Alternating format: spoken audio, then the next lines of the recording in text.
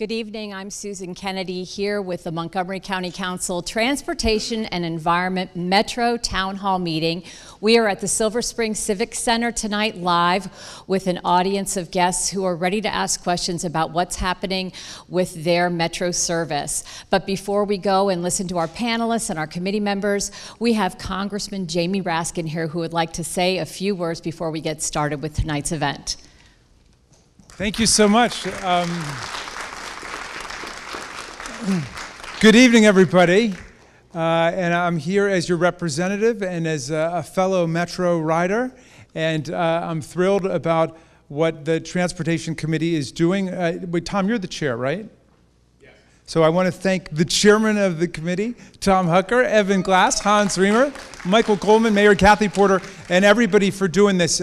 There is progress coming on the Red Line, which is great news for those of us who live along the Red Line and in the Metro. And I just want you to know I am fighting hard every single day to improve Metro and to get the funding that we need. This is America's Metro system. It moves millions of people come from all over the country. It moves a majority of the federal workforce, and so we need to make sure we've got substantial federal investment along with state investment, as well as the excellent management and the excellent workforce that we're working on. So I just want to thank everybody for coming out, being part of it, and best of luck. Unfortunately, I've got like 5 other meetings to go to on this busy night, but you're in good hands with the council. Thanks so much. Thank you. Well, you heard it. Metro improvements are coming. I'm going to turn it over now to... I forgot one thing. Oh, okay. Forgot one thing. I bring the greetings of Senator Chris Van Hollen, who's represented tonight by Catherine Provost. So, yeah. Great. Thank you. So now I'll turn it over to the Transportation and Environment Committee Chair, Tom Hucker. Thank you, Susan. Thank you, Mike Springerth, and all the staff that put this together. And a huge thanks to all of you for attending this special meeting of the County Council's Transportation and Environment Committee, the first one we've ever had here in Silver Spring. That's an applause line. I'm Tom Hucker, and I want to introduce my other committee colleagues, Evan Glass and Hans Riemer, and they're going to speak in just a few minutes. Thanks to all of you for coming. I want to especially thank Maryland's Metro board members, Mike Goldman, and our longtime, fantastic former Tacoma Park mayor and now board member of Metro, Kathy Porter, for joining us tonight. Paul Wiedefeld, the general manager, was called away on personal business, unfortunately. We also have Sean Egan here from Metro's financial reporting staff in the audience to answer any questions about the general manager's budget proposal. So many of us are here tonight at the Metro Town Hall to advocate for an end to the Silver Spring turnback and to support rider-friendly service improvements detailed in General Manager Paul Wiedefeld's proposed budget. The Glenmont and Wheaton and Forest Glen stations see a combined 11,000 riders each day. 11,000. And while those riders pay the same fares as other Metro users, those 3 stations see only half as many trains as the rest of the Red Line and most of the Metro system. Ending the Silver Spring turnback means providing the full service that all Montgomery County residents deserve on the entire Red Line and ending the unfair arrangement that leaves riders at the eastern end of the Red Line waiting longer for trains and with less chance of getting a seat. Ending the turnback also means more people will choose Metro, which means fewer cars on the road and more options for commuters. That means less traffic for all of us, as well as safer pedestrians and cyclists, less air pollution, and lower carbon emissions for the county. That means the proposal is in line with our policy goals that the whole county council has adopted to reduce congestion on our roads, reach our Vision Zero pedestrian fatalities goal, drive down our climate impact, and boost our job creation and economic redevelopment in Forest Glen, Wheaton, and Glenmont. The Grosvenor turnback on the western side of the Red Line was ended back in December. It's only fair to end the turnback on the east side as well. Residents on the east side of the county deserve the same level of service as residents on the west side, and making that a reality is consistent with the racial and social equity lens that the council has agreed to adopt as we look at county policy in the future. Metro, you all know, is the transportation backbone of our county. It's crucial to our economic prosperity and our quality of life. Ending the Silver Spring turnback is not only the right thing to do for thousands of riders, it's the smart thing, as are the other enhancements in the general manager's proposal, in my opinion. So tonight we're going to hear a presentation from Metro Board Member Mike Goldman and comments from Kathy Porter about the general manager's proposed budget and some of the service enhancements that it calls for, including ending the turnback and charging flat fares on weekends and having more trains, a greater number of trains serving rush hour to ease overcrowding. We'll then hear from panelists representing civic and advocacy groups, followed by an open question and answer, because we want to hear from all of you. We hope you'll ask questions of the board members and the committee. If you'd like to ask a question during the open Q&A, just raise your hand, and Susan Kennedy will find you and meet you with the microphone. Does that make sense to everybody? Great. I like it. So before turning things over to Mike Goldman for his presentation, I welcome the comments from my committee colleagues, Evan Glass and then Hans Riemer. This on? It is. Thank you, colleague, Councilmember Chairman Hucker, and thank you all for joining us this evening. Councilmember Hucker did a great job teeing up the argument for why the turnback needs to end, why it needs to continue all the way through to Glenmont. But you know, the reason we're having this conversation and the reason that the turnback on the other side of the red line was ended was because of the historic funding agreement that was reached last year, 2 years ago. And the historic agreement in 2018 to increase Maryland's share of Metro, dedicated Metro funding by $500 million a year is just the beginning of what we need to do, because we know that we really need to restore Metro to the glory that it once was, and we have a long way to go in that regard. The restoration of Metro really means that we need dedicated, reliable service, and that is part of the problem. It has been a precipitous decline where funding has shriveled because ridership has shriveled, and then it is a problem where we don't have enough funding for what we need. But the long and short of it is, in order to restore the Metro to its glory days, we need to increase the rush hour past its peak. We need to increase the use of 8-car trains.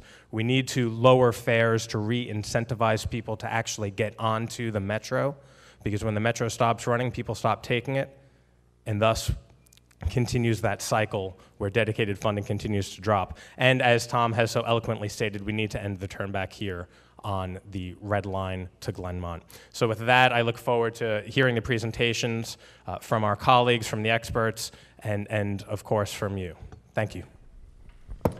Thank you, Committee Chairman Tom Hucker. I really appreciate your vision to organize community forums and to bring the council closer to the community, where we need to be really in touch with what's on people's minds, and Metro is such an important service. I really think Metro is the county and the state's most important transportation service, and there's a lot of talk about, you know, other transportation infrastructure investments, but we have to keep our eyes on the ball. Metro is #1 for the county and for the region. It carries more passengers, and can you imagine what would happen if we didn't have Metro? What would happen to traffic on our highways, on our roads? It would be, no one could drive anywhere. So whether you drive or whether you take the Metro, you are invested in Metro's success. It is really fantastic that the state has adopted a long-term funding agreement, and that is going to make a lot of things possible. I remember when I first joined the county council, we were working really hard to get the Purple Line funded, and thankfully we did that, and many advocates in this room helped make that happen. But I remember thinking at the time, while we're pushing for the new service, I was hearing from people, you need to make sure that the existing service is up to our expectation. And that is, you know, that is a very reasonable point of view, and being close to the residents is what helps you kind of keep your eyes on the ball. So I worked closely in my first term to add to our county's transportation priorities letter, ending the turnbacks on both sides of the red line, as well as extending the trains to 8 cars. I don't think most people realize that if you are cutting every train off halfway into the county and it's only 6 cars instead of 8, well, you got a lot of room to expand Metro service in Montgomery County.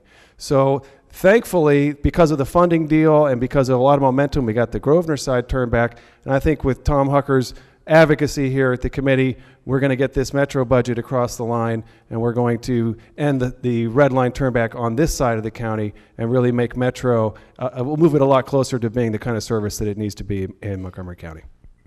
Thank you, Hans. Let me also welcome, we've been joined by Councilmember Andrew Friedson, who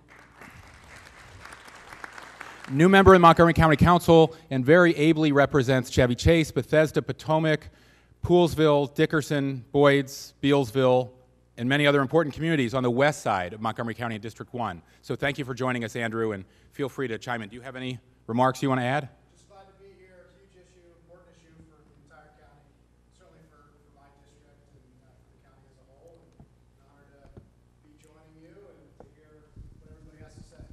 Thank you. Okay, Mike.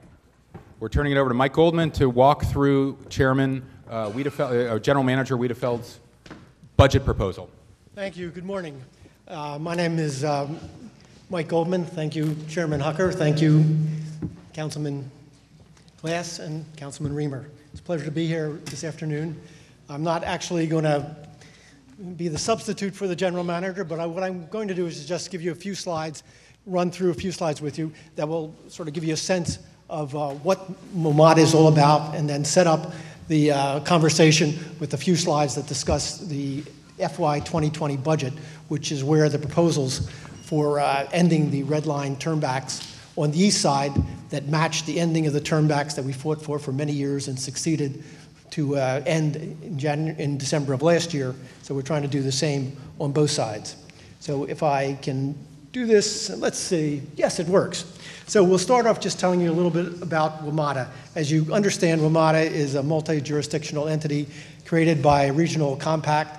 There are 8 principal directors, 2 from each of the jurisdictions and 2 from the federal government. I'm one of the principal directors from Maryland, appointed by the governor. In addition to the 8 voting directors, there are 8 alternates. My colleague, Kathy Porter, is one of the 2 Maryland alternates. She's appointed by the county executive in Montgomery County, and the other alternate is appointed by the county executive in Prince George's County. As you can see, we employ a good deal of people, 11,500, and as you can see, 72% of the workforce lives in Maryland. So a couple facts and figures. This is not the biggest in terms of font size, but I'll try and run you through it. Essentially, WMATA is the 2nd largest rail system in the country. It's the 6th largest bus system, and it has the 5th largest paratransit system. We have over 91 rail stations throughout the metropolitan area and over 118 miles of track. And as the slide indicates, 26 of those 91 rail stations are right here in Maryland. And some numbers. This doesn't really tell you anything, but simplifying the numbers down, this shows you the total ridership over an annual period of 301 million, but that really breaks down to around 430 daily rail trips and around 250 daily bus trips. So now I'm going to just go quickly into setting the stage for the budget here that we're going to talk about and which you're going to be talking about today. So this is what a WMATA operating budget looks like for the projected fiscal year 2020. That's the year that starts July 1st of this year and ends June 30th in 2020. And basically the total operating budget, the cost of running all these rail cars and all these buses, is that $1.9 billion, roughly $2.2 billion annually. And most of that expense is really an expense that is employees, are those 12,000 employees, bus drivers, rail operators, station managers. So about 75% of WMATA's total costs are employee costs, or costs of the employees. As you can see there, what's shown on the right side is the revenue equation. Now the total revenue comes to about $800 million in this budget, and you see that $676 million actually comes from the fare box, And the rest of those little slivers of pie come from other revenue sources. And those are parking, advertising, rental fees paid by Verizon and T-Mobile for being able to provide Wi-Fi service with the Wi-Fi wires that run through the tunnel. And then when you see on the right-hand side is the rest of the equation, which is the subsidy that's paid by the various jurisdictions, the District of Columbia, the state of Maryland, and 3 jurisdictions in Virginia, Alexandria, Arlington, and Fairfax County in the Maine. As you see, that the budget gets balanced because the jurisdictions come up with $1.2 billion in annual subsidy. As you can imagine, as you see from this as well, less than 50% of WMATA's costs are covered by fare box and other revenue sources. It's a heavily subsidized operation, both on bus and rail. So I want to drift back, and now we'll talk about what are some of the customer service improvements that are proposed in this 2020 budget. So the general manager is proposing to expand all trains to a maximum length of 8 cars. Right now, on the red line, you sort of have an alternate system. Each other train is 6 cars and then 8 cars when they come out of Silver Spring, and as they come around, as they come out of Shady Grove, and as they come around to Silver Spring, and then where there's still a turnout, so that's where the 8-car trains continue on to Glenmont, and the 6-car trains generally turn around. 6-car trains generally turn around at Silver Spring. Something that affects the eastern side of the county and Prince George's County is extending the Yellow Line service to Greenbelt. Right now, that Yellow Line service turns around at Tacoma. Run more trains to Glenmont, expand peak service, peak periods, and weekend flat fare. And so some of the other elements of this budget, as proposed by the general manager, is no fare increase, no reduction in service, peak fares, better rush hour promise is a part of the proposal coming out of the general manager, and as you see, there's some fare changes there as well that would be part of everything. And so what's the good and the bad? The bad part of all this is that it costs money. And right now, the general manager's budget has proposed that for the jurisdictions throughout the region, that this budget would provide a 16% increase in their subsidy burden over what was approved by the board for the current fiscal year back in the spring of last year. For Maryland, it's even a higher increase. It comes out to about 20%.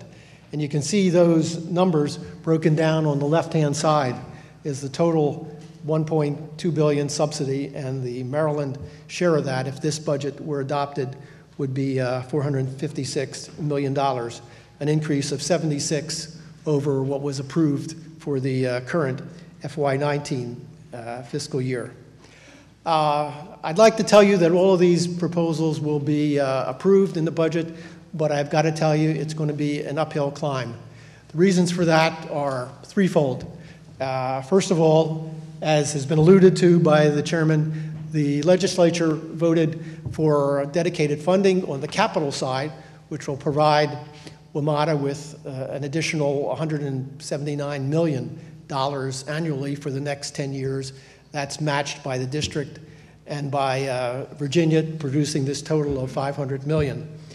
And so, on top of that, expect the legislature to approve a further budget increase of $76 million is a big stretch. Second of all, in the conversation with the legislators, there was an expectation that WMATA would keep its increase in subsidy to 3% annually. As you can imagine, a 16% increase is not 3% annually. So there's a good deal of pushback on the merits of providing more than the 3% increase per year that the general manager said he could stick with. Finally, we have, I guess, what I refer to as the sword of Damocles hanging over our heads. You've probably read about the dispute over extending the hours of service. Right now, WMATA ends at 1 a.m. on weekends. And the reason for that is so that there's enough hours on weekends during the week to do the kind of preventive maintenance and the rebuild of the system that will provide you the kind of reliable and safe system that we want and that we used to have and that the general manager is committed to. The District of Columbia, unfortunately, has proposed reverting to the hours that existed prior to 2016, going back to the 3 o'clock closings on weekends. And the district has threatened to use what we call a jurisdictional veto, so that if they don't like it, even though the other 6 voting members, principal directors, are probably very happy with keeping the current hours, the 1 o'clock closings, the district can exercise a veto on that proposal and force us to go back to the hours that existed prior to 2016. The cost of that is an unbelievable number of an additional $45 million that it would cost to go back to those hours. And that's not just the cost of running the system for another 2 hours in the weekends and another hour on weekday evenings. It reflects a need for bus bridges and loss of revenue, loss of riders that we would expect during the middle of the day, because in order to keep up the repair of the system and find those hours, they'd have to be found during the middle of the day, and that would require a good deal of single tracking, which the staff estimates would result in a significant degradation of service and a loss of ridership. So the total bill would be about $45 million. How do you cut that bill? There's 2 ways you do it.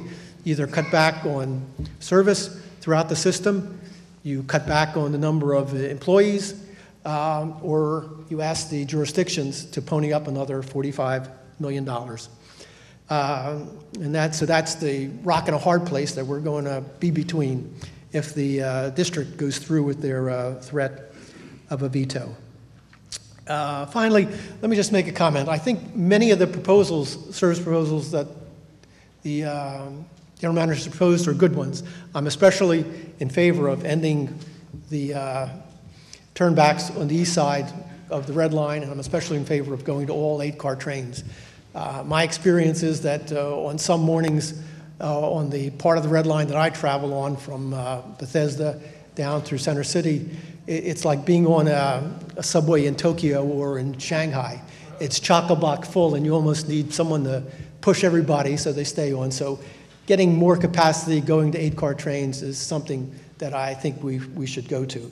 And so what I've been saying to my colleagues and what I'll been going to be telling the general manager is I think he should find some room in his current budget to at least make a down payment on some of those service improvements.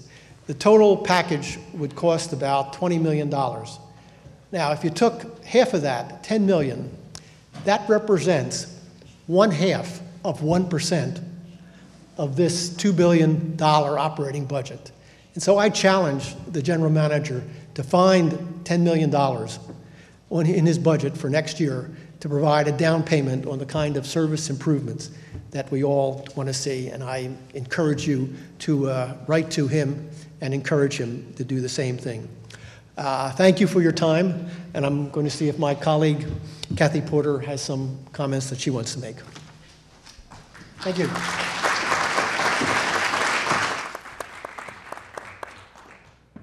Thank you very much. First of all, I am so delighted to see so many people here. I know that Metro is an issue that a lot of people cared very deeply about. A lot of us are regular riders on the Metro, and so the service that Metro provides is really essential to our getting around the region on a day-to-day basis. I am one of the longer-serving members of the Metro Board. I have actually been on the Metro Board actually as of last month, about 8 years. And when I got on the Metro Board, I remember very distinctly, Metro was in the middle of a crisis. The system was falling apart. There were fires. There were all kinds of dangerous incidents. And while I would be the last person to tell you that Metro is where it needs to be right now, things have definitely improved. The board and the Metro system has been spending money for about 10 years. to repair tracks, to buy new trains. The 7000 series has replaced all of the old, worst performing Metro cars, and things are getting better than they used to be.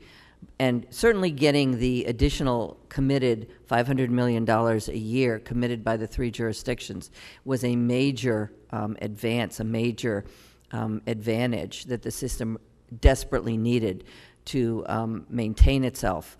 For 30-some years, regular maintenance was not being done on the Metro system. And that was the cause of the deterioration that you saw maybe 10 years ago. Things are much better now, and with the addition of the committed $500 million a year, hopefully they will stay better. So now there will be doing, the good news is now Metro has the money to be doing regular maintenance. The bad news is now Metro will be doing regular maintenance. There will be times, as Michael mentioned, the shutting down the Metro earlier on Fridays and Saturdays gives us more time to work over the weekends. There will probably have to be some single tracking during the day. I sometimes tell people, they said, what is all this? I say, well, you remember you told us we should never again not do regular maintenance. Well, guess what? This is what regular maintenance looks like. In addition to causing money, it causes inconvenience. I can apologize for that, but I will tell you that it needs to go on for us to continue to improve the system. So I appreciate your support. I appreciate the large number of people who care about the Metro system, and I look forward to answering your questions. Okay, thank you, Mike, and thank you, Kathy. So we're going to go right to our first panel, and then there's the second panel, then we'll open it up to the audience. So first, let me introduce Stephanie Steele is here from the Greater Silver Spring Chamber of Commerce. Matt Lozak is here from the Montgomery County Renters Alliance. Partap Verma from the Friends of Forest Glen, and Derek Millard, the second vice president of ATU, Amalgamated Transit Union, Local 689. Stephanie. Thank you. My name is Stephanie Steele. I serve as a member of the Executive Committee for the Greater Silver Spring Chamber of Commerce, and I'm here in that capacity this evening. Can you pull the microphone a little closer? Sure. I think that'll help. Thanks. Is this better? The Greater Silver Spring Chamber of Commerce represents some 450 businesses, many of whose employees and customers depend on Metro for reliable transportation to and from Silver Spring. We fully support ending the turnback at Silver Spring so that more customers can easily access destinations along the Red Line. We also support the expansion of rush hour train frequency independent of changes to peak fare times, weekend flat fares, and the addition of 8-car trains to improve the volume of service, reduce crowding, and rebuild confidence in Metro rail services. We understood that reducing the operating hours were a temporary measure, but have now become permanent. The combination of temporary closures of Red Line stations with ongoing reduced operating hours has forced many employees to find work where their schedules better align with Metro service hours. Customers have also been forced to find alternate modes of transportation, and in the process, many found alternate outlets for their time and their disposable income. We have many members that rely directly on the developing nighttime economy in Montgomery County, and whose employees and patrons need Metro to serve as a safe and reliable method of transportation to and from entertainment venues and nightlife destinations.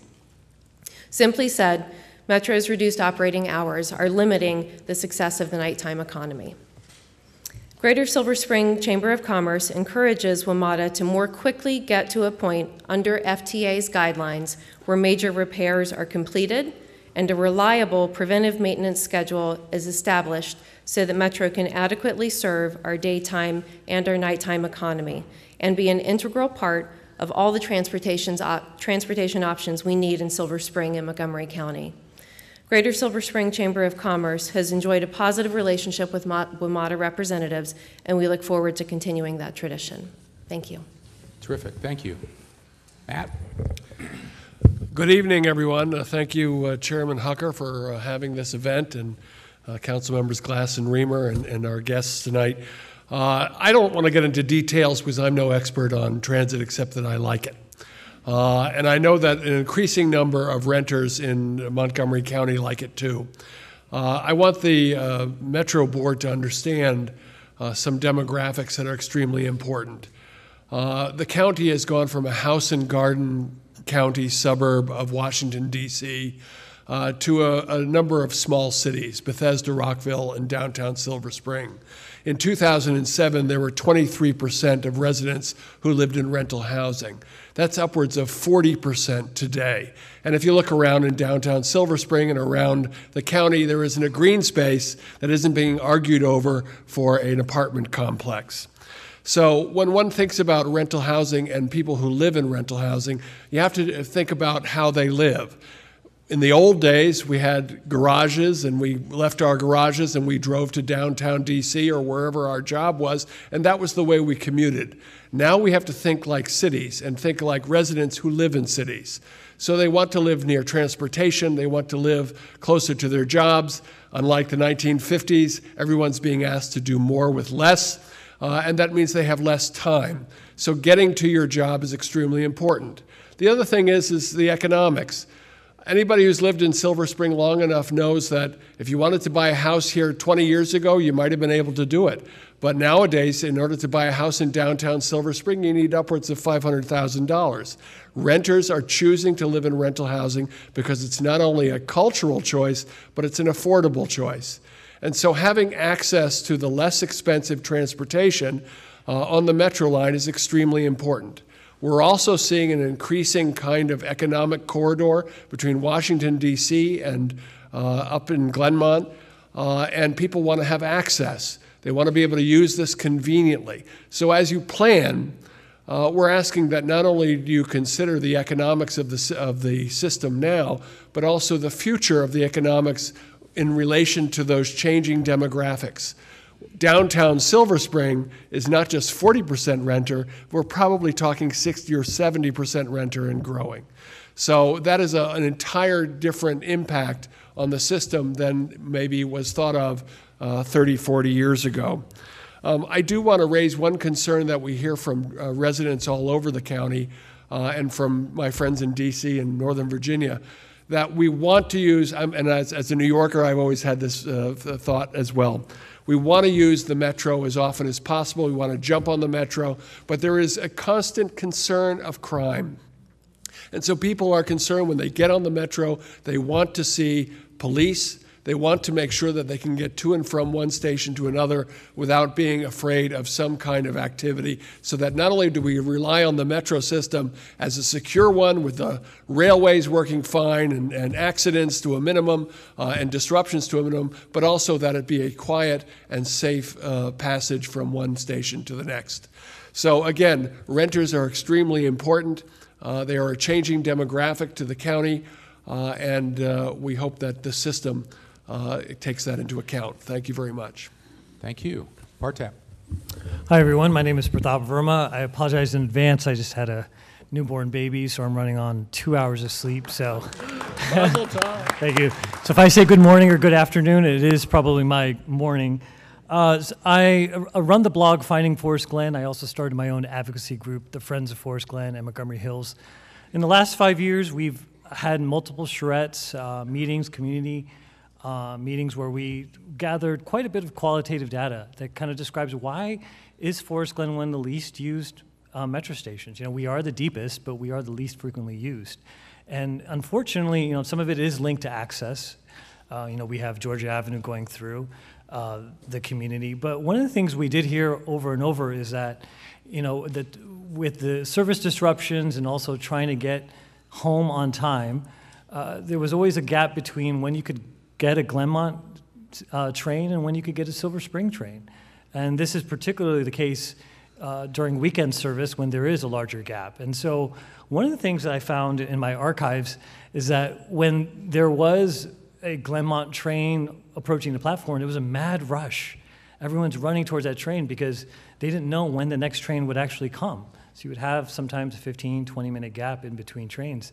And then many of our users said, well, once they got on a train, you always had so many people trying to get on that you would have issues with the doors. We all know that all it takes is a couple of folks messing around with them, and next thing you know it, you have to offload the train.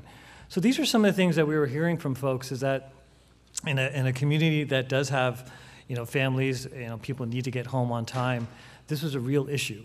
And of course, in the winter months, if you did have to stop at the Silver Spring platform, we know what kind of polar vortex that could be.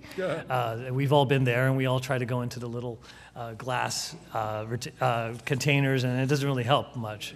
So these are the things, these are real life problems that we have heard.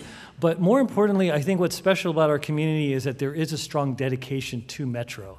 Last year we successfully lobbied to put the second Metro entrance in our CIP. We're hoping it stays there. And so it's one of those things where this is a community that if it did see significant improvement in service, you would actually see ridership increase. We're right now artificially low. We have about 6,000 folks in Forest Glen. We have another 6,000 to 7,000 in Montgomery Hills. We have a pedestrian bridge that connected two communities. So we're artificially low. And one of the things we've been talking about is if service got better, well, then you're also going to have the development that follows that. So many times we've heard opposition, well, you put transit-oriented development near a Metro station, you guys aren't using Metro. No one's going to use that. Well, if we saw increased service, this is a community that wants it. So I'm here to represent Forest Glen. I'm trying to see if there's anything else that I need to tell you about. That's the big stuff. Special thanks to you guys, council members. You really have helped us, and we hope that you continue to help us. And with WMATA, we like to stress again that we really are dedicated to Metro ridership. What's your baby's name? Shavant. Thank you. Terrific. Thank you, Partap, and congratulations. And Derek Millard, let me just say by way of intro, Derek's new second vice president of ATU, Local 689. He's not just a stakeholder, every driver of a train or a bus that's ever gotten you to your destination, every mechanic, it works at Metro, all the platform personnel, they're all represented by Derek. So we're very glad you could join us tonight. And Derek Neighbors is here as well, Silver Spring resident and another board member of Local 689. Derek, it's all yours. All right. Good evening, everyone. Thank you for having me. I feel like let's say I've been an employee of WMATA for over 22 years, but I worked in Montgomery County since 1998 up until 2016. I also was a red line operator, so I'm kind of know what you're talking about as far as Montgomery County. I drove buses, you name it, Q line, the Y line, the Z line, J7, J9, J2, J1, J1. I drove them all, and I've definitely seen the change.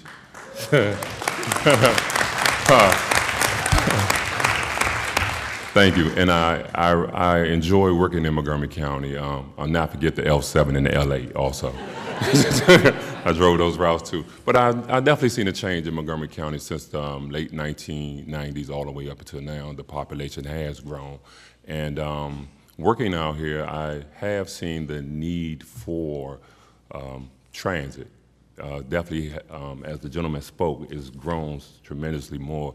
Even the ride here was something that I've never really experienced in a long time, driving up here to get to this destination. But as a second vice president, Local 689, one that represents our members, there's a few things that I would like to share. Pardon me. That Local 689 is committed to safe and affordable, reliable transit for our riders. We believe that extending the hours on Metro Rail is something that the riding public deserves and should have, but only if the maintenance schedule is modified.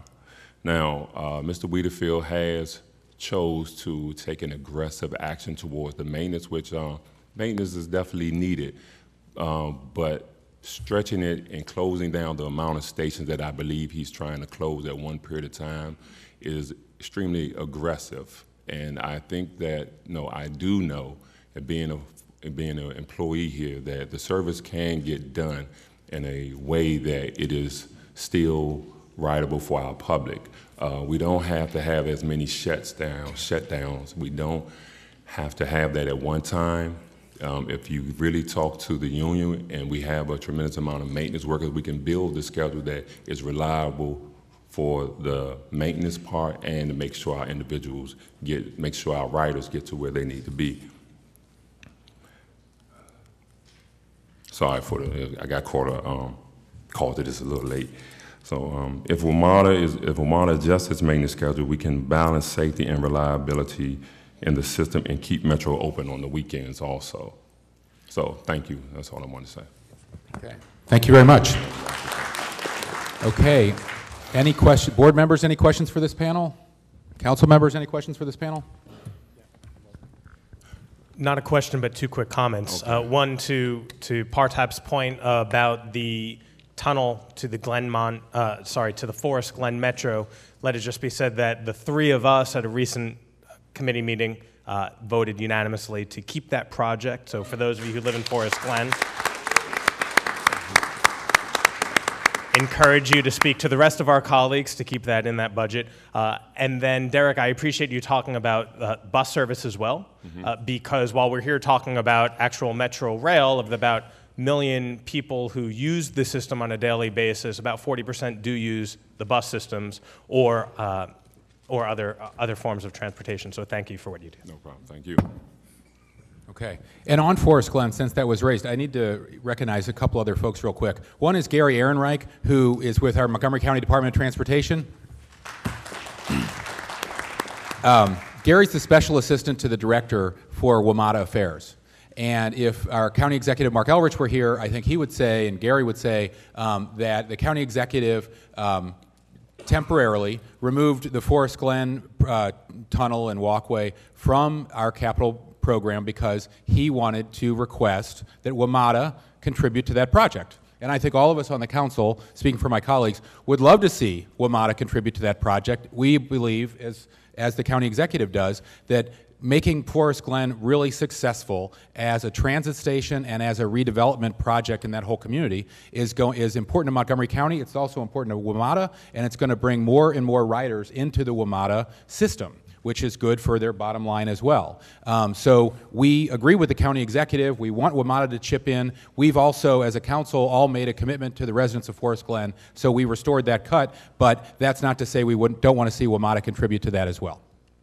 Okay, with that said, let me bring up, thank you all for your commentary. If you joined us recently, you can stand in the back, but I want you to know there's a number of seats in the front if you want to join us. And I'll call up the second panel now. We have Sanjita Rangwala from the Action Committee for Transit, Dave Sears here from the Montgomery County Sierra Club, Michelle Guafan from the Montgomery County Young Democrats, Ben Ross from the Maryland Transit Opportunities Coalition, and we might have to grab a couple extra chairs. I know Brad Stewart is here, Provost of Montgomery College at Tacoma Park, Bruce Lee from the Lee Development Group. Bruce, come on down. And I believe we have Ken O'Connell, who had his own meeting next door, but from the Montgomery County Small Business Association. So please join us. With that, let me turn it over to Brad, and we can go left to right. You ready, Brad? Sure. I'll make this quick because I'm not a transit expert either, but I do live north of the Glenmont station, and I'm tired of the way my neighbors and I have to take short trains and wait extra time for them. I drive by the Glenmont Metro station on the way to college every morning, and I look at that and say, boy, I would love to ride that. But it's not as reliable as it needs to be for me to get to work on time and around the county. I'm really looking forward to the Purple Line so that I can get east and west in the county as well. So I'm here on behalf of our 6,500 students at the TPSS campus and the 300 faculty and staff who work there. They would be here tonight testifying instead of me, and they would do a better job of it, but they're doing things like going to class, working, taking care of their family members, etc. They all have one thing in common. They need access to high-quality mass transit. We survey our students about their mass transit habits and how they get to the campus. Over half of our students take some form of public transportation or they ride share to get to campus. Part of that's true because we don't have nearly enough parking for them, even if they wanted to drive or could drive. We need more trains that run on time. We need 8-car trains across the whole thing, and we have to end the turn back. We do an analysis of our students' zip codes. We know where they live. We know their home addresses, and we literally have thousands of students scattered up and down the east side of the Red Line, and they need access to high-quality transit that the rest of the system has had access to for a while. So in some, do what you can to fund everything. I know that you have to make some tough choices about maintenance, etc. But the college needs, our college students need you to end the turnaround, and they need you to run 8-car trains. So thank you.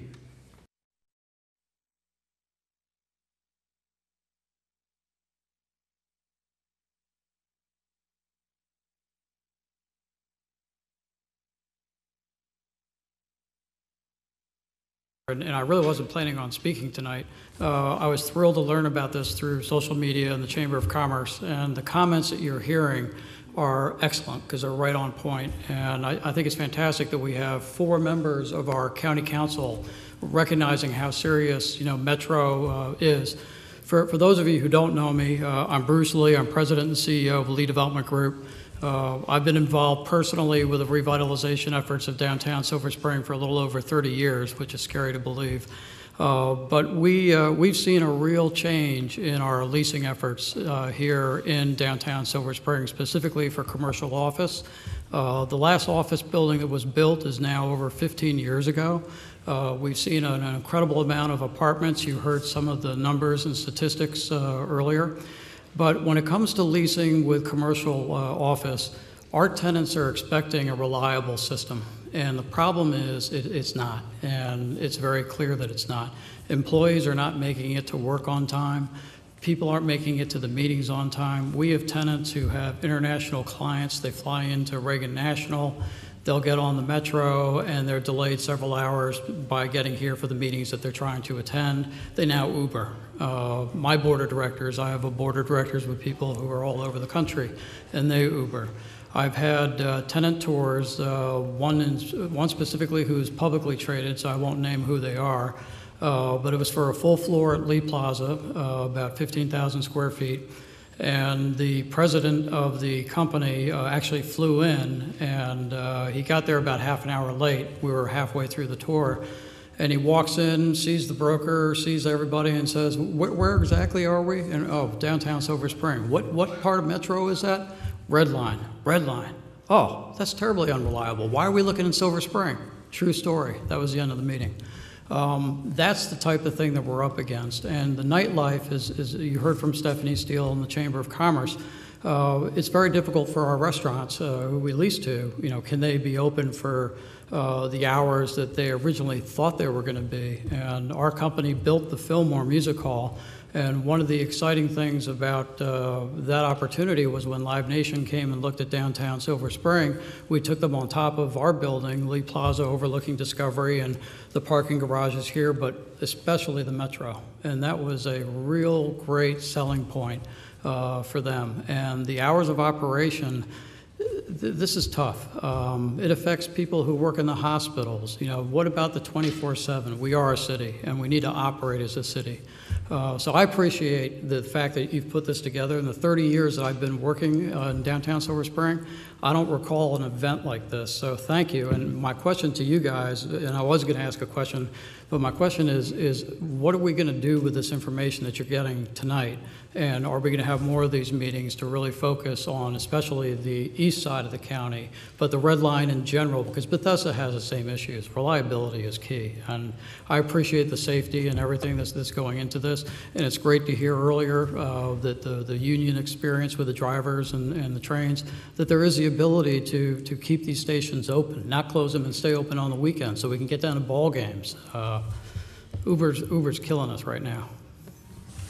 Thank you, Bruce. I remember years ago, tell me if I'm misremembering this, but you said at a meeting that you'd largely given up on doing business meetings in D.C., taking the Red Line. That's correct. Because you couldn't afford to get there half an hour later, an hour late. And so I'm glad you could be part of this today. I know the whole committee is committed to continuing to dialogue with the community to do everything we can to put Metro in a position where they are continuing to improve, and I'm sure the board members feel the same way.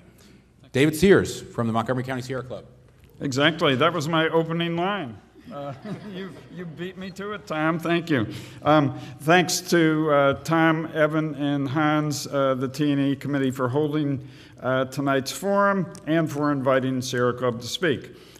First, let me give you the bottom line, and then I'll give you the context and the rationale for the bottom line. The bottom line is really simple. We, Sierra Club, fully support the proposal to run all Red Line trains all the way to Glenmont, as well as other improvements that can make Metro more attractive to current and potential riders.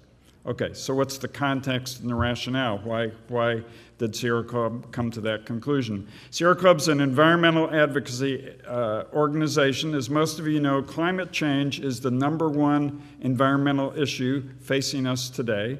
In Montgomery County, the 2 largest sources of greenhouse gas emissions are from buildings and transportation.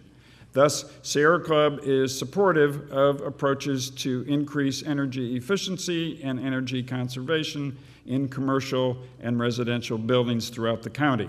And at another occasion, we will be speaking to the 3 of you as part of the Transportation and Energy Committee. But tonight, I'm going to focus on transportation. To address greenhouse gas emissions from the transportation sector, Sierra Club is a strong advocate of expanding transportation options and making smart growth land use decisions. This approach will enable more folks to get where they need and where they want to go without driving their cars. Sierra Club would like to see most new development in Montgomery County in neighborhoods that are high density, mixed use, walkable, attractive, with plenty of affordable housing and plenty of parks and plazas, and, of course, are served by high quality transit. We're pleased to see that in recent years the county has been moving in this direction. We are pleased with the leadership that the Planning Board under Casey Anderson has provided on this effort, and we thank the Council for largely embracing this approach. You will note that one of the key characteristics that I mentioned of neighborhoods that we need to create is attractiveness. Dull and boring won't work. Daily inconvenience and hassles won't work.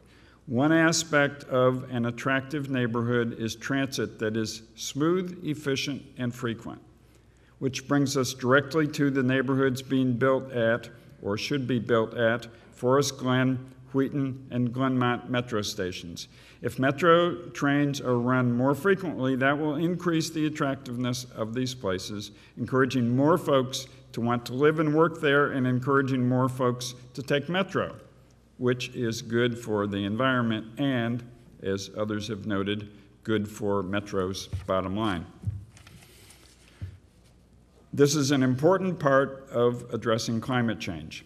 In sum, we, Sierra Club, strongly support any practical Metro service improvements that can make the system more attractive to current and potential riders, including the proposal to run all Red Line trains all the way to Glenmont.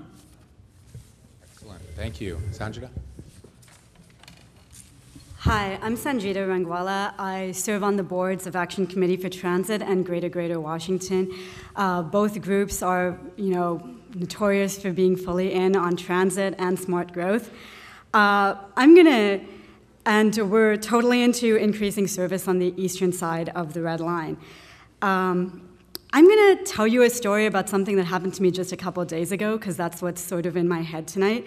I transfer the bus daily at Wheaton Metro Station, and the other night, during evening peak at 6:30 p.m., I waited over half an hour past 2 scheduled buses for a bus. This wasn't even a train, this was a bus. And by the time the bus came, there were over 40 people waiting at that station. And there was at least one person in a mobility device, so there were multiple people who were visibly disabled, most of us were people of color. And I think I might have been the only person who tweeted and complained about this. And we talk a lot about Metro, bus, and rail losing ridership to Uber, but during that time, I didn't see a single person call an Uber. So they were just waiting. They didn't have another choice. And this happens way too often. It's a matter of equity, and it's a matter of respect. So people who live a bus ride from the Wheaton or the Glenmont stations, which are large bus stations, they just can't get off at Silver Spring and catch a bus home from there. So this turnaround is also a large part of the suite of improvements that needs to happen to support this population, which are our workforce population. They're part of who makes this region run, and Metro needs to work for them. Thank you. Thank you. Michelle. Good evening. My name is Michelle. I'm the president of Montgomery County Young Dems. Thank you so much for hosting such a great event.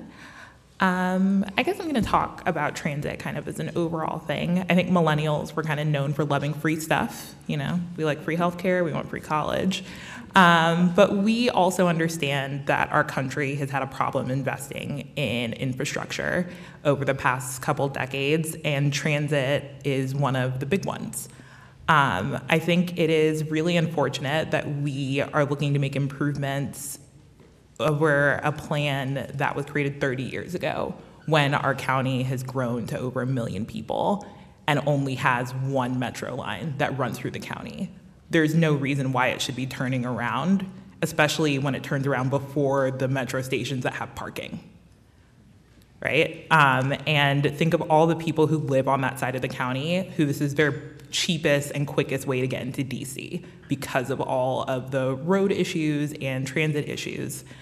I also think it is kind of ridiculous that our metro closes at midnight, between people who are working, people who are going out. Like, it is not, while Uber and other car systems are great, they aren't always affordable, they aren't always easy, they don't always go everywhere. And the point of public transportation and the point of paying taxes into public transportation is that it works for the people, whether you have a lot of money or a little money. And our metro system not currently living to that standard doesn't seem fair to the people who have to rely on it to make their way day to day. And for the young people in the county who are using Metro so we can save money for rent, so we can get to work, it is very difficult to, like, I think my first job, I was late the first week every day because of the red line. The good thing is that my boss understood because everyone knew that the red line was always late. It's also still the excuse that most of my friends use, even though we don't take the Metro anymore, because, like, everyone believes you. And the other thing I'd like to point out is that the only other train system we have in Montgomery County is the MARC, which doesn't run on weekends, which ends at 7:25 at night, which doesn't run in the middle of the day. And as someone who currently takes the MARC, I dread when I miss the last train and now have to take the red line, which ends at Shady Grove, usually isn't on time, doesn't work well, and then figure out how to get from Shady Grove to my actual car. So I think us young people, we just want public transportation to be better and easier to use because we feel like we put our money towards it and deserve it. So thank you. Terrific. Thank you, Michelle. Ben Ross. Hi. Thank you for having this great event. I'm Ben Ross. I'm chair of the Maryland Transit Opportunities Coalition, which is a statewide coalition of transit advocates, transit riders, and transit workers. I want to just back up what everyone here has been saying tonight and to say that this is a matter of political will. We are simply not providing the service we could provide. Start with the weekend service. As everyone I think who's a regular Metro user knows that the worst problem right now is the unreliability of the weekend service. And there is absolutely no reason. You have cutbacks to trains every 12 minutes or even every 24 minutes on the weekends, even on the sections of track that aren't single tracking. There's no technical reason why the trains ever need to be more than 8 minutes apart in areas that aren't single tracking and have a turnaround track.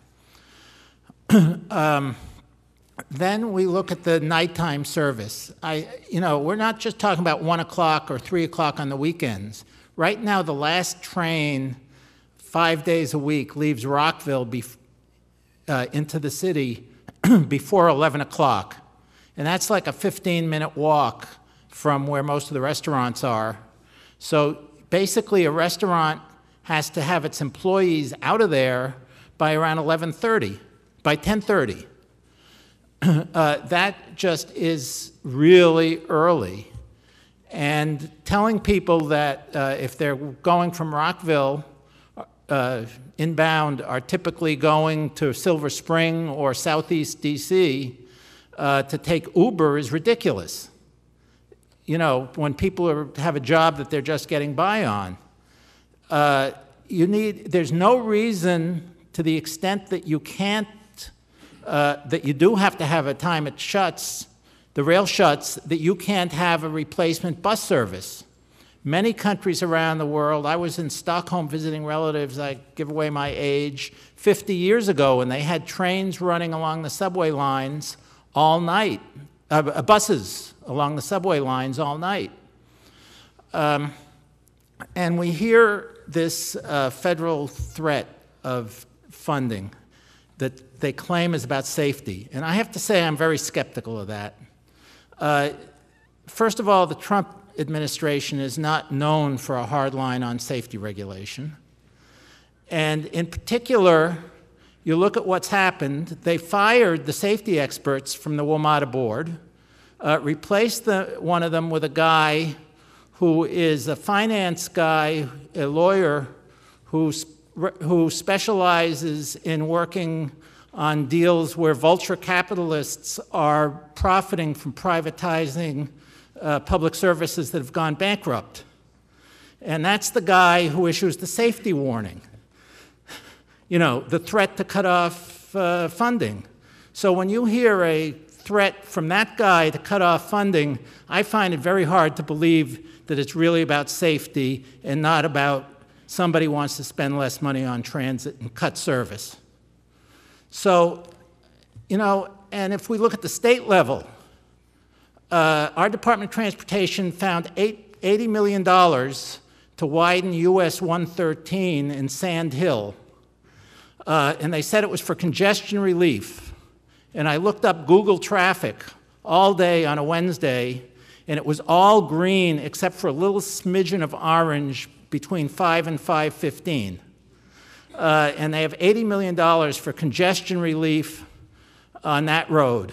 So they can find $20 million for Metro. And so let's realize this is a matter of political will, and we got to fix it. All right. Thank you, Ben. We hope the governor's listening. So any questions for this panel? I don't have a question. I do want to make two comments. I don't want to take on Ben Ross's criticism of the federal board members. I'll let that do for somebody else. But there were two issues that came up that I do want to raise. What's that? We're not on. Is there a trickiness here? Just face it. Face it? Okay. Mr. Lee raised the question of,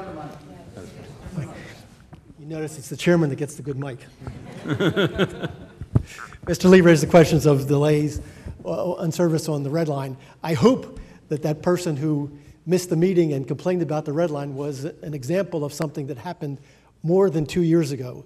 If it's more recent than 2 years ago, then I'm really concerned, because the statistics that the WMATA staff puts out and gives us is that 89% of all Metro Rail rush hour trips have arrived on time over the last 2 years.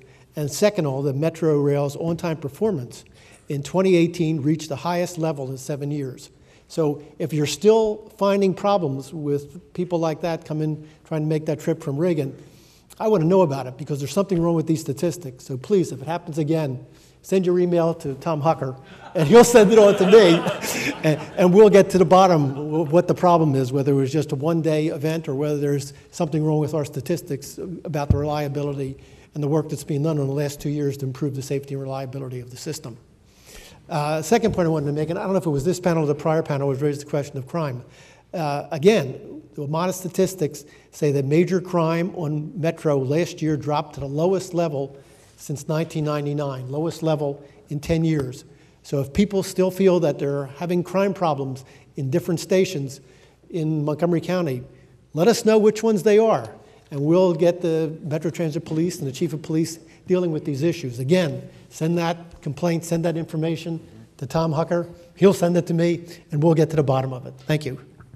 Terrific. Tom, if I can Bruce? respond, it's not just 2 years ago. It's pretty much every month. We have tenants who are renewing their leases. We have tenants who have employees that travel not just the Red Line. They come in from Virginia. They come in on Mark. And I think we've heard a lot of the comments. And it's making all those connections that it's just simply unreliable. And that's, unfortunately, you're dealing with the reality of a serious perception problem. And when businesses are really thinking about where to locate their business, 20 years ago, 15 years ago, it used to be the CEO that would decide, because I want the business here because this is where I live. Now it's, I need to decide where my business is going to be closest to my employees and where they live, and also can afford. And therein lies the challenge, because you heard some of the statistics in terms of owning a home in Montgomery County is very expensive. So this is a bigger problem than just the Red Line. It's the entire system.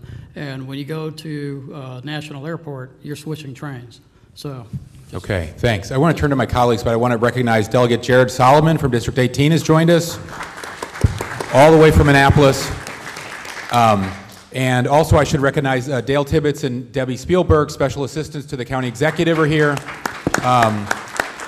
as is our own staff, Dr. Glenn Orland, the Deputy Council Administrator and Transportation Environment Committee staffer, who's forgotten more about transportation than any of us have ever learned. Okay, Councilmember Glass. Thanks. I wanted to just follow up on some comments that were made. I really agree, Ben Ross, with your comment about weekend service. I think that's where a lot of the ridership has been lost, and I think for a lot of folks who have options about how to get around, they've given up on Metro on the weekends. That is a real problem, because that's ridership dollars, that's revenue. I don't know that we need to get to 8-minute trains, now to get that ridership back. I think what we need is predictable headways. You've got to know if you go to the station, the train's going to be there within a reasonable time, or that a train's going to be there within a reasonable time. Maybe that's 10-minute headways, maybe that's 12-minute headways, but it's got to be the same every time. And I think what is distressing is when you go to the station and it's 22-minute, next train arriving, and it makes you think, why did I come here in the first place? And then you give up, and that's what a lot of people have done. So I really want to just appeal to the board members to think about a reliable commitment that can be made. Could we have 12 minutes on the weekends at all times, and then just say, whenever you go into a station on the Red Line on the weekend, there will be a train at least every 12 minutes. That might get riders coming back. Another comment I wanted to make to Dave Sears about smart growth. You can't be pro-Metro if you're not pro-smart growth, because that's where the ridership comes from, isn't it? That future housing that we're trying to put around Metro, which is why we need that money back in the budget for Forest Glen, for the Metro, because we got a big development plan there we want to see happen. For White Flint, we want to spur commercial development around White Flint and residential around White Flint. We got big plans for these parts of the county, and investing in those stations is a big part of that agenda. So the council is going to work hard. We got to get that money back in there and make this happen.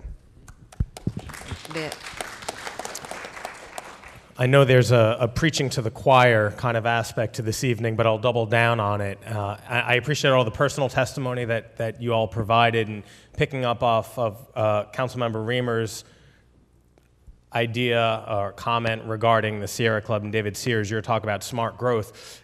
There was a report that had come out a few years ago that said that 12% of Montgomery County's tax base is located within a half mile of the Metro.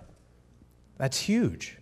It is a disproportionate number or percentage of our tax base that comes from the metro areas. And if we want to be able to do the things we want to do and increase our taxable base here, we need to continue investing in those metros. That number, by the way, the 12% number, was approximately $270 million. That is half mile from the metro, and that doesn't include future growth like Marriott that has chosen to stay in Montgomery County directly because of its walkability to the metro. Okay. Thank you. Could I make a comment? Kathy, please. I just wanted to thank you for making the comment about bus transportation also. I think when we think about Metro, we often think about Metro Rail. But Metro runs a very important bus service as does Montgomery County with Ride-On. And the bus service has been significantly impacted by traffic congestion in recent years. And Metro has, up until this point, simply tried to keep up with that by keeping the bus schedules up so at least people are knowing, what they're getting in for. Metro has just started within the last few months a major analysis of the bus system, which also includes Ride-On and some of the other local bus services in this area, in the region. And it's extremely important for us to look at buses in a new way, because we have thought about buses in the past as sort of being, feeders to the Metro rail system. But there's a lot of innovations happening with bus service, things like last mile service, combining vehicles that are sort of part bus, part cab, Uber, and they run sort of loops and options in the service that they run on a daily basis, depending on what people actually require at that point. So I think it's important for us not to think of bus service as just the way it exists now, but there are changes that could be made to make it better serve the way people commute right now. And so I really am very happy that you brought up bus service. I think that's an important part of what Metro does. That's an important part of what the county does. And bus service is relied on disproportionately by people who don't have cars and who have to rely on transit. And so it's not only essential for people who use it on a daily commuting basis, but it's also essential to people who have no other option. So thank you for bringing that up. Great. Thank you, Kathy. Well, we're all eager to hear from all of you, so let me toss it over to Susan Kennedy. Okay, great. Before we start, oh, good. I was going to ask for a quick show of hands. So that's great. We're going to start with this gentleman here. And if each of you, when you do ask a question, could tell us your name and where you live, that would be extremely helpful. So if you could stand up, sir, I'll hold that for you. Thank you. And thank you for tonight having this meeting. I really appreciate it. My name is Darrell Burton. I live in Silver Spring, Maryland. I take the red line into Virginia just about 2 or 3 days a week. But my question has to do with, I know we want reliability in our services that we provide, but my question deals with consistency. Can someone talk about how we can have 8 train cars and be on a consistent basis, such as a schedule when you have rush hours from a certain time? Can that same principle apply to having 8-car trains during that particular time? I think the answer to that one is a very direct one. The general manager's proposal in that budget would provide for all 8-car trains all the time, all lines, red, green, yellow, blue, silver. So once we come to the point where that can be funded, I think we've answered your questions and we will have 8-car trains in all lines. My own view is, what's that? Yeah, my own view is that some lines need it sooner than later, and I think the one that needs it the soonest is the red line going to 8-car trains. So that would be the highest priority that I would put up there. Okay, thank you. My name is Amy Byrne. I live in Tacoma Park, but I'm also the Neighborhood and Policy Coordinator for Montgomery Housing Partnership, and so this is not a question, this is more of just a testimony on behalf of MHP. MHP is the largest housing developer in Montgomery County, ensuring that people of all incomes can find affordable quality housing. So I'm here tonight to testify in support of additional funding to end turnbacks at the Silver Spring Metro Station, which currently impact 3 stations and their communities to the north of Silver Spring. There are many reasons why people move to Forest Glen, to Wheaton and Glenmont. They're great places to live, but they're also home to much more diverse housing options, allowing residents greater chance to find appropriate or more affordable housing, priced housing than what can be found in or south or west of Silver Spring in the Silver Spring Central Business District. In MHP's portfolio, we have 352 units within 1/2 mile of either Forest Glen or Wheaton stations, and another 276 units within a 15-minute drive of Glenmont Station, which means that we have over 1,000 residents living in MHP properties within 1/2 mile of both Forest Glen and Wheaton stations, and another 700 residents within a quick drive of Glenmont Station. So Nearly all of our residents make less than 60% of the area median income, and many as low as 30% of the AMI. Already, many of them rely on metro access and to get to work and educational opportunities, where they already have to wake up earlier to be to work or class on time. With the turnbacks, their commutes are significantly extended. And this is ensuring that our residents' quality of life, this is time that they could spend with their families or in their communities, is now being eaten by platform waits. MHP is not only worried just about our residents, but about many other people in our communities who we work with regularly, who we know rely on Metro and must live in these areas due to income constraints. There are significant social and economic equity impacts surrounding this policy, particularly on this side of the red line. And we urge WMATA to acknowledge these residents by eliminating the disruptive turnbacks at the Silver Spring station. Thank you for your time.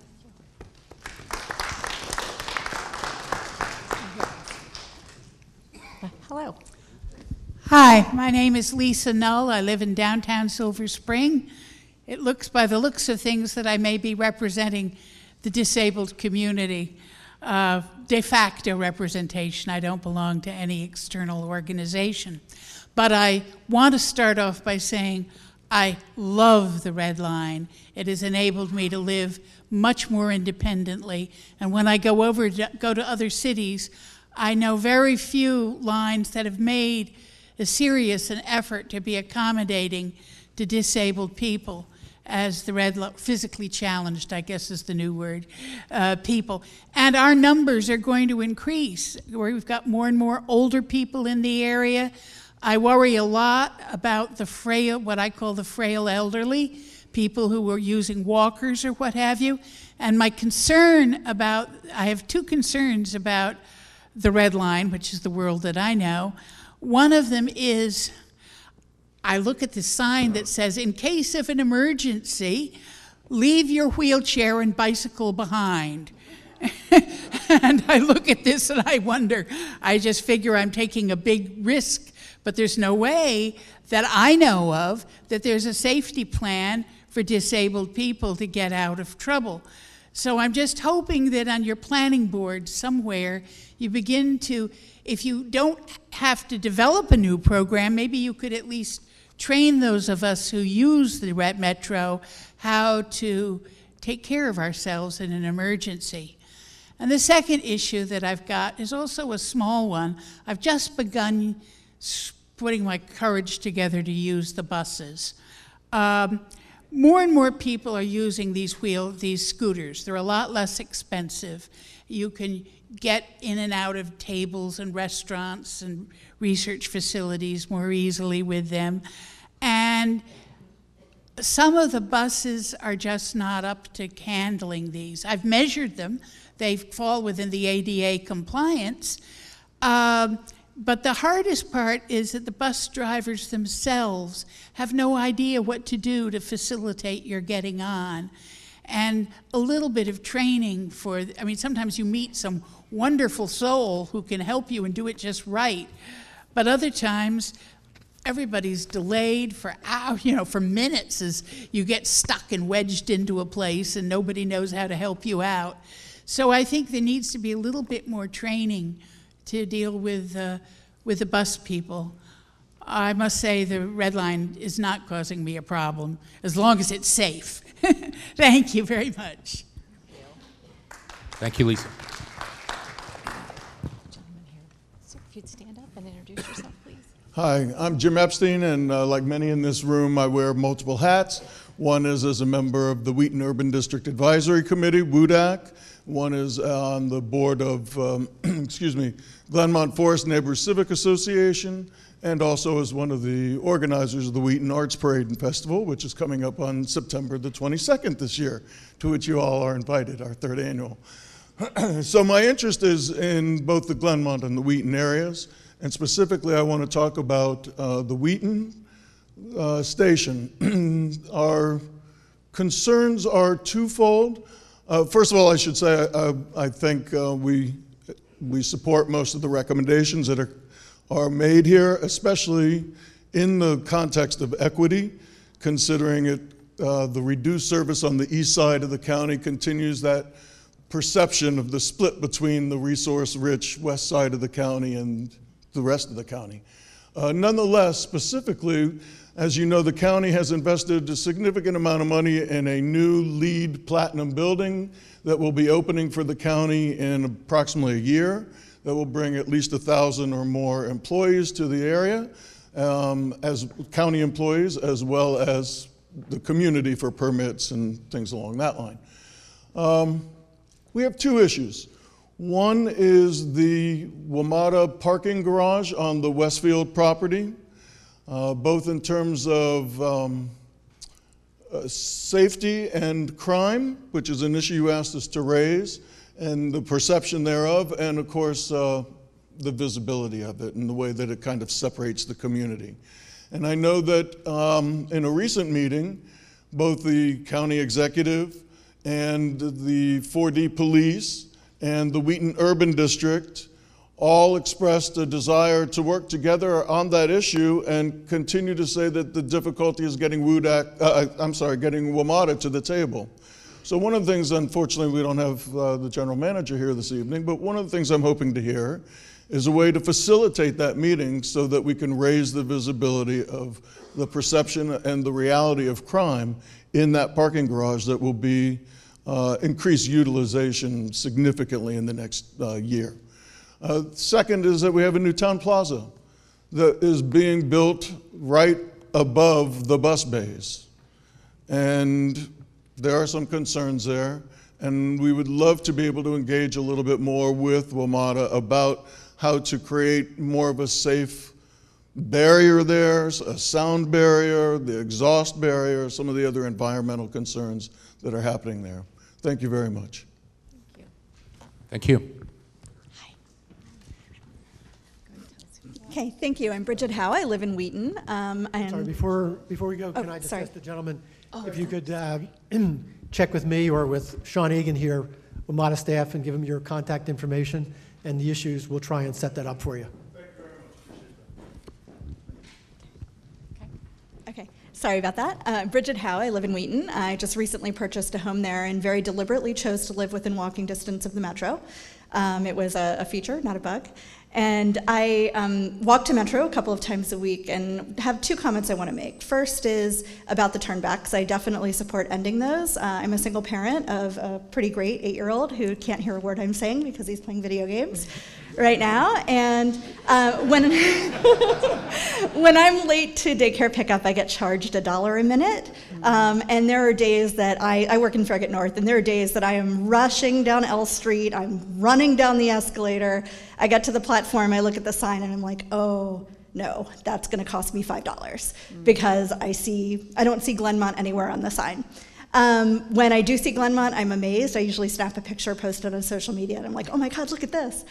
So that's one thing. Please end the turnbacks. It actually is a major issue for a lot of parents in the area because of the daycare pickup. The second thing I do want to say is that while we're talking about transit, to get people to transit, pedestrian safety is incredibly important. I live 0.7 miles from the metro station. I do walk it a couple of times a week. I walk along University Boulevard and Amherst Avenue to get there to the Wheaton Metro, and I walk along sidewalks that are really narrow. They're too narrow for people who use wheelchairs because there's posts right in the middle. They're not safe for anybody because there's no separation between the sidewalk and the curb, and there's cars that are driving way too fast down both of those roads. And I'm crossing intersections that are dangerous because of the traffic pattern and because people aren't paying attention. And I'm also doing this at night because of the time of year that we're in. So as we're talking about any enhancement to transit, making sure that more people can ride, let's also make sure to address Vision Zero and pedestrian safety. I do also want to end on a positive note, which is that I do ride Metro every day, and I will say the communication from the drivers, the train drivers, has been much improved. There were a couple weeks ago, there was that delay. There were 2 delays over the last couple of weeks. Communications on the trains I was in were terrific. And then the rush hour promise refund was very much appreciated, both of those days. Thank you. I saw a lot of hands earlier. Okay, I'll come back over here. Stand up. While we are setting up, I want to thank you, Bridget. Those are great comments. I just wanted to observe, when I worked in D.C., I was a daily Metro commuter. My wife is a daily Metro commuter. Metro is a big part of my life, as it is many of us in this room, so it's really important. And I wanted to add on Wheaton and the pedestrian access issues with Silver Spring, Wheaton, Veers Mill. So many of our older, aging, formerly suburban, now urbanized areas. We have a program called the Bicycle Pedestrian Priority Areas, the BIPA program, and we need to add funding into that. And we're going to be working on that this spring. The committee recommended adding funding to that program last week. We've got to get that funded to retrofit some of these older areas. So just as you said, people will feel safe walking or biking to the Metro, and then they'll make Metro a part of their daily lives as well. Hi, I'm Dan Pollock. I live in Silver Spring at Four Corners. I use Metro every day to work in my nonprofit job downtown. So I want to tell you about the reaction of people I talk to when things have gone wrong at Metro. And in particular, the feeling is abroad amongst the riders if we were waiting in these delays, mainly years ago now, but it has gotten better. But was that people just didn't care. So when you had the extended shutdowns for Metro, it seemed like things were done, given that there was going to be a disruption, to make things as difficult as possible for those of us who are still trying to use the system. And in particular, about the turnbacks, there are still sometimes where, for no reason that we are ever told, that 3 trains in a row will turn back. And when I experience this, I never get an explanation. And it should be every other train, right? That's the standard. And so when there are 3 trains in a row, we're all looking at each other and nobody knows why, and it's like, that is unreliability defined. That's what I came here to talk about. But in the course of hearing everything, there's something else that hasn't been mentioned that I just wanted to put out there.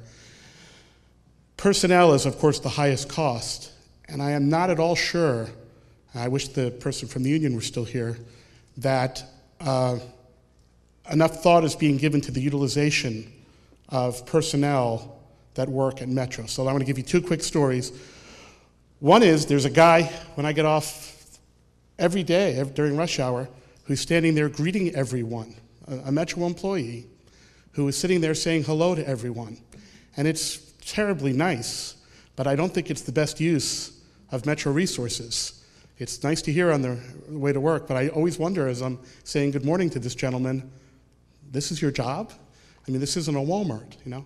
And the other thing is, I've seen frequently on the screens above the station manager's thing, solitaire, in progress, without a care in the world that people are seeing this as they go past. So I think something needs to be done to make sure that people are utilized properly within the Metro. So those are my things.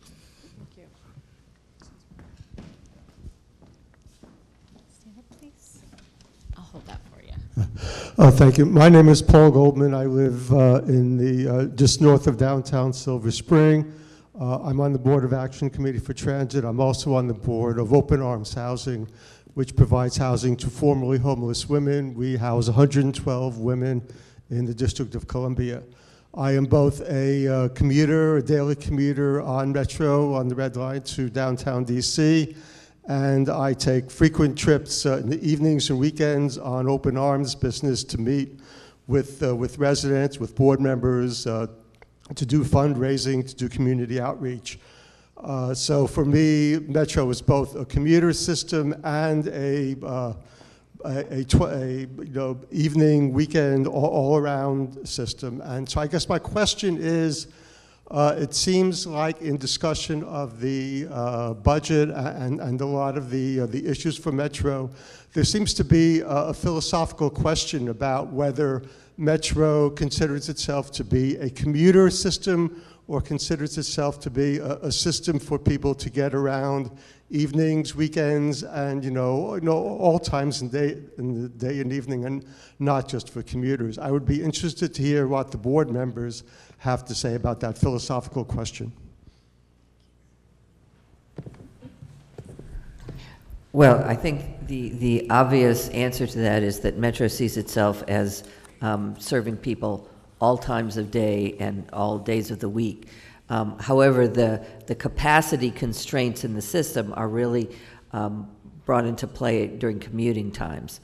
The system is as extensive as it is because of the capacity during commuting times. That's what drives the demand for capacity.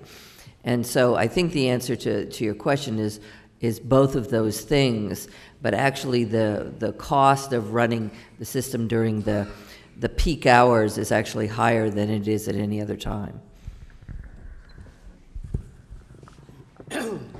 Very well expressed by my colleague. Let me just give you some background in terms of the history. As you know, Metro was essentially designed during the 60s and began in the 70s as a system to carry predominantly federal workers from the suburbs, Montgomery County, Fairfax, Prince George's County, into downtown DC. It's a radial system, like the spokes coming into a central hub. And so that's historically been its focus. And as Metro has grown and as the surrounding area has grown, it has tried to move out and become more of a system to handle people late at night and through the weekends. And we'd like to get to that point where we are a system for both the casual discretionary travelers on weekends late at night, as well as the commuter going in 9 to 5.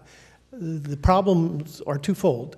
One is currently we need the hours in order to do the preventive maintenance and the rebuild of the system to make it a safe and reliable system like it was 40 years ago. This is basically a middle-aged system. And like most of us in middle age, we don't quite look like we looked when we were 20 and 30. And so it takes a good deal of time to do that extra exercise. In this case, it's hours to do the repair work that's needed to get us back in the shape that we'd like to be in again. And the other part of the equation is money. The off-peak hours tend to be the hours where the ratio between ridership and cost is excessive. It tends to be the most expensive time to operate for the fewest number of people. I mean, right now we're dealing with an issue with the District of Columbia, whether we extend the hours back to 1 or 3, where to keep that whole system operating for another 2 hours would be to move around about 1,000 people down that 2-hour period. So it becomes a very expensive operation, and that requires then the support of your elected representatives here and in Annapolis to fund the system. So I hope that gives you a better explanation, understanding of where we've been, where we'd like to go, and what we've got to do to get there. Thank you.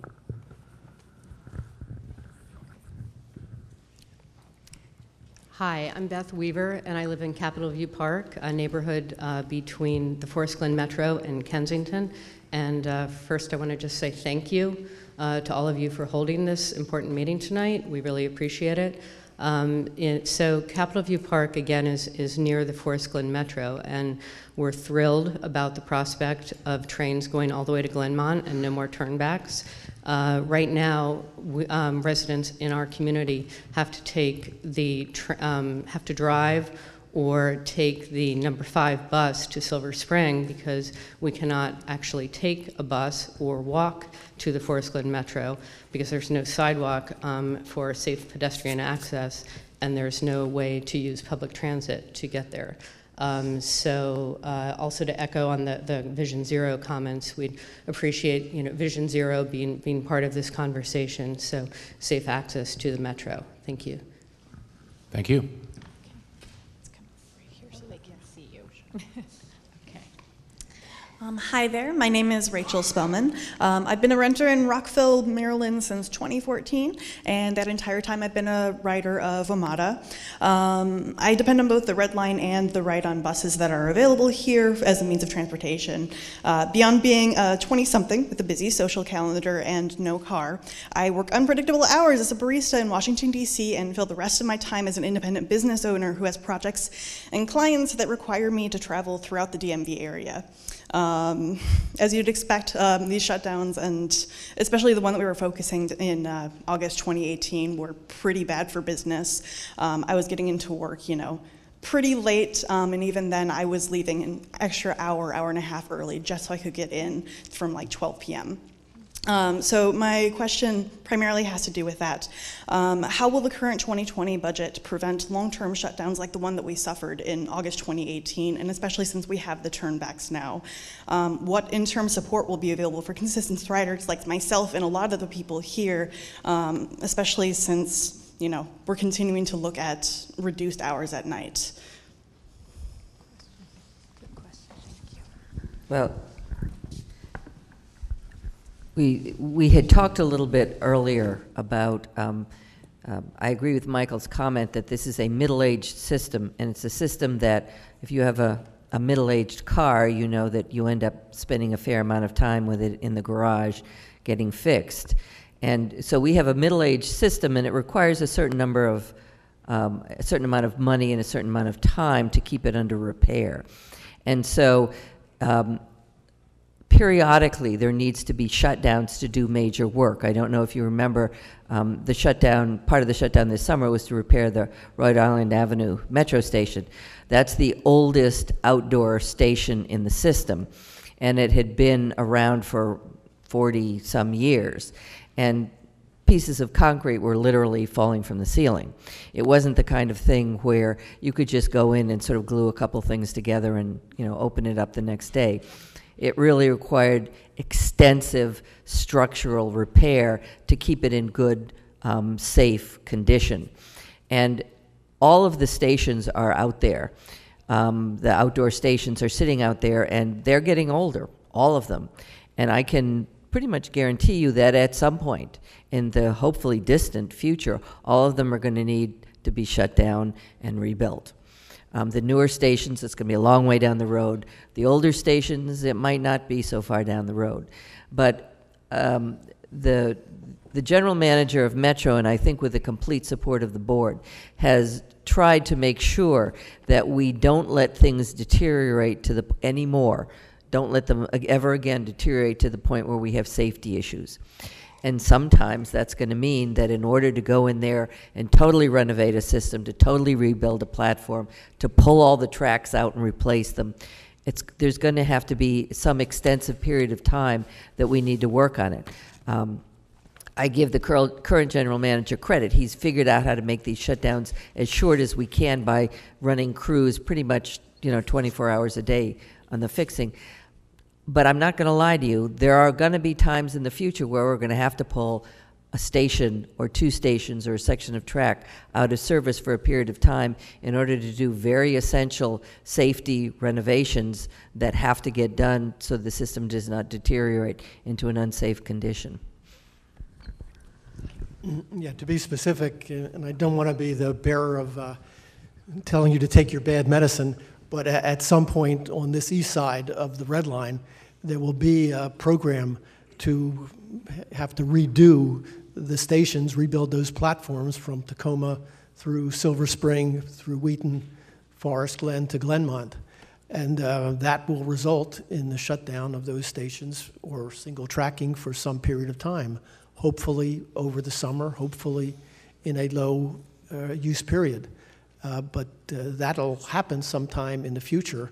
It's currently not a program that's scheduled right now because we're trying to coordinate that with some work that the state has to do on the construction of the Purple Line, where, as some of you know and some of you don't know, the Purple Line will require the building of a bridge over the CSX and the metro tracks here just north of the Silver Spring station, coming down to where the Silver Spring Purple Line station will be in that sort of grassy knoll area next to the infamous Silver Spring Transit Center. And so when all that happens, there'll be a very big construction project that will affect the Red Line for some probably 3 or 4 weeks. At some point in the future, there will be bus bridges, there will be station closures, there will be single tracking. But you don't have to worry about it. It's not going to happen in summer 2019. Thank you. Okay. All right, Susan. Hi, I'm Gordon Chaffin. I'm here tonight as a transportation reporter. I do a local newsletter here in DC. I lived at the corner of Bonifant and Fenton here from 2011 to 2014. In 2012, I bought a car because the Metro, the Red Line, single tracked back then as well on the weekends. And I recently can't afford a car. I live in Ward 5 at the Brooklyn station. I bought a scooter when the Metro was shut down this past summer. So I'm somebody who talks to people who have chosen repeatedly to not use the Metro because of perception, reality, whatever. So my question is to the two board representatives, Metro's board representatives. You talk so much, I read you guys every single day about balancing the budget or keeping it within that 3% increase cap. My question to you is, let's say that you only get the 3%. What are concrete steps that the board and Metro will take to increase ridership as a mandate of Metro to not just be a safe system, but to also have a system that maximizes multimodal transportation in Washington, D.C.? It's a very good question, and the short answer to it is that if we have to stick to the 3%, that won't happen in the FY 2020 budget. That will be something that will have to happen down the line in the 2021 budget. The 3% would not provide money to fund the kind of service improvements that the general manager would like to do. There's also no proposal in that budget for any kind of fare increase or revenue raiser that would help to offset the cost of those service improvements. So we are in a situation where we sort of have a flatline budget. 3% is not very much. And as you probably know, there was a big labor settlement with Local 689. As a reporter, I'm sure you follow that. And so in that kind of environment, without another stream of money, either coming from the fare box or coming from the jurisdictions, the kind of money isn't there to fund those kind of service improvements. I want to address this to WMATA. Who you are, where you live. Yeah, Adrian Butler, and I live in Silver Spring. I now am retired, so I take buses more often during the day. And what I've noticed with the bus drivers is I have a rolling cart. They don't lower the steps so that I can get on, and they'll see me struggle to pull it on. They'll pull up to my stop, and to get off the bus is very high. And there have been times when I've almost fallen trying to get off the bus and get my cart off the bus.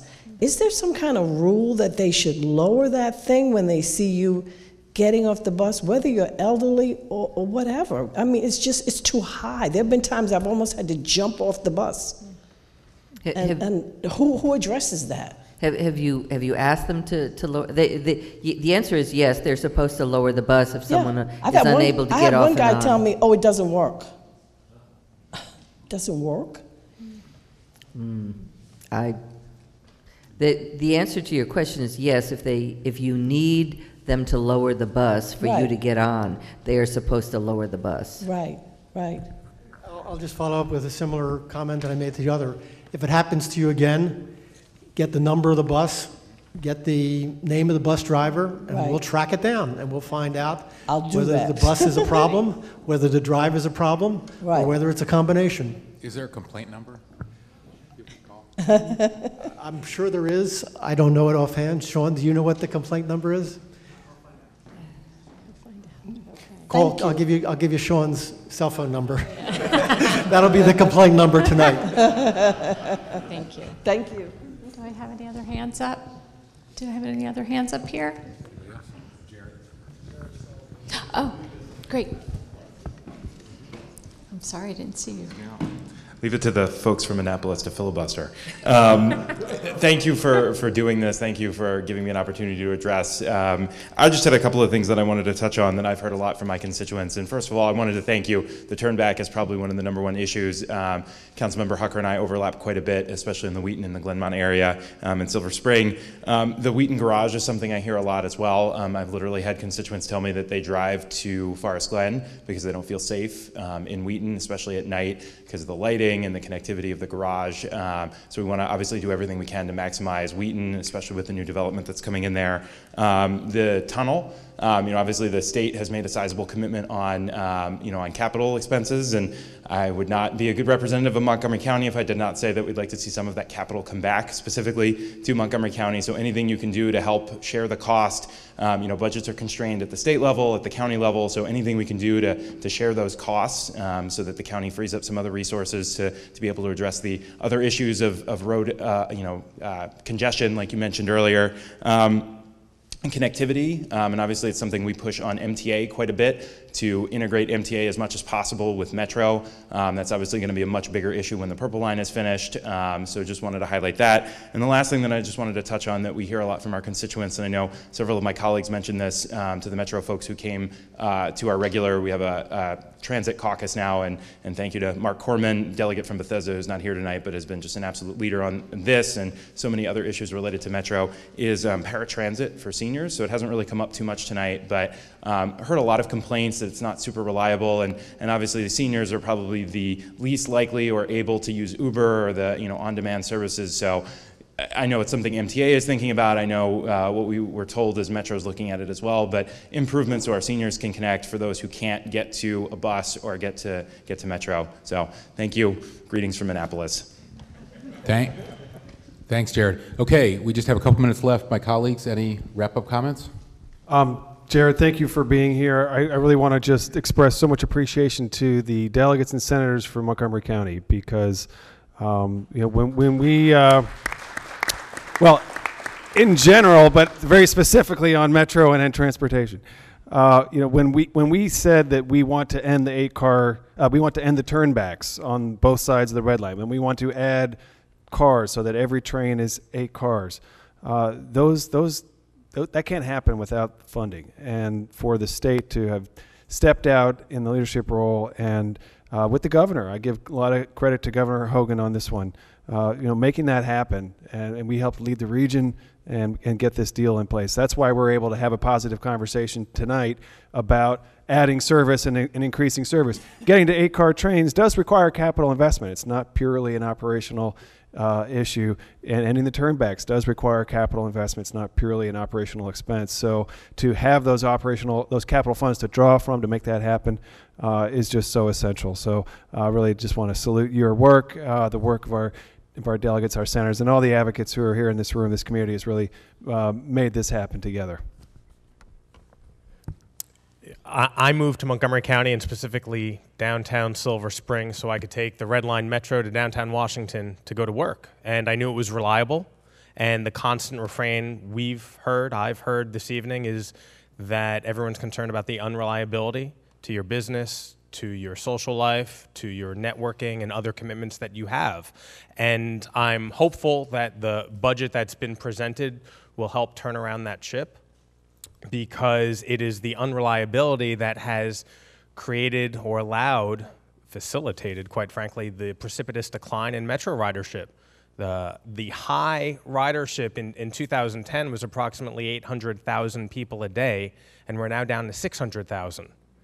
We need to recoup those 200,000 people by showing that it is safe, it is reliable.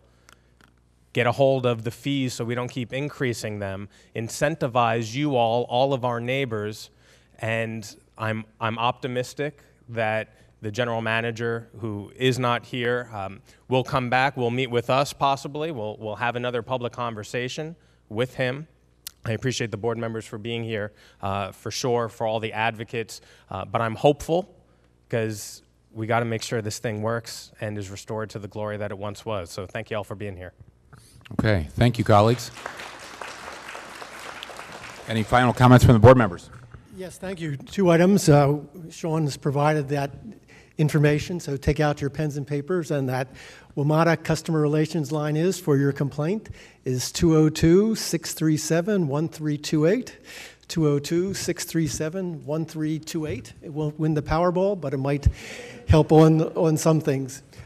Second of all, in a more serious vein, I've heard, Kathy and I have both heard loud and clear from you tonight the priority that you as riders, that you as people who live on the east side of the red line attach to ending those turnbacks at Silver Spring and restoring the kind of service every 4 minutes on the east side that the west side has enjoyed since January of this year.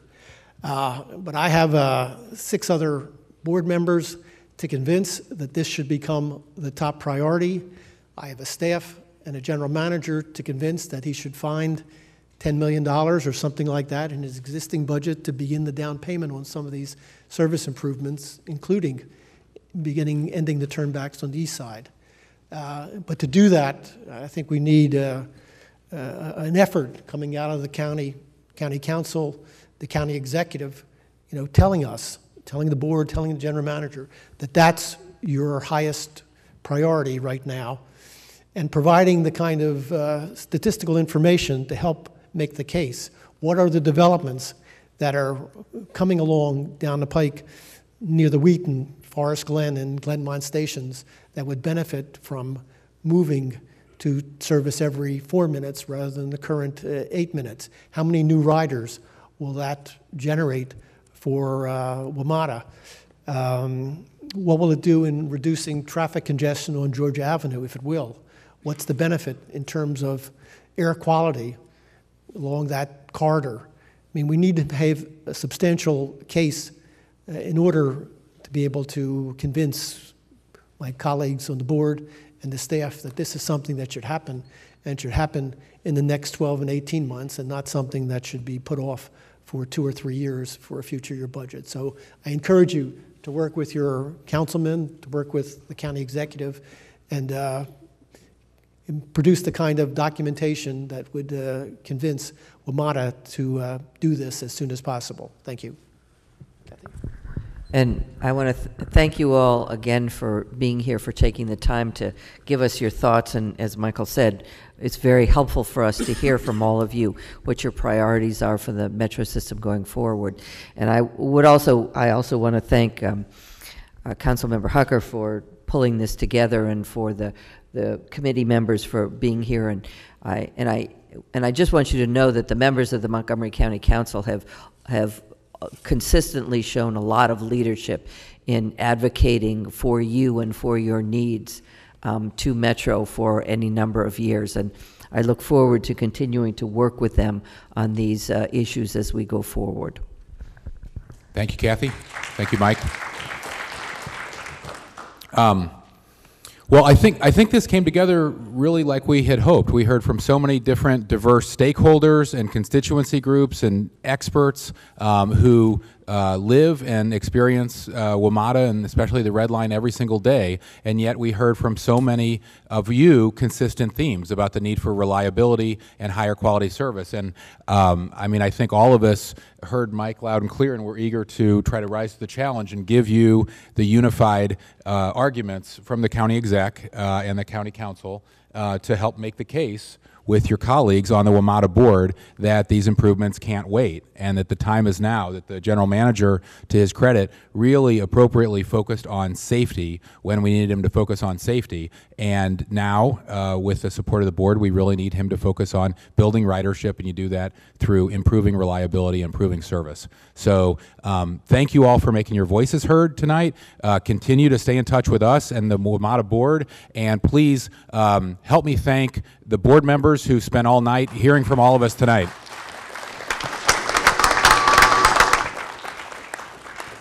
And thanks. Susan, any final comments? No. Great. Okay. Thank you all. We're adjourned.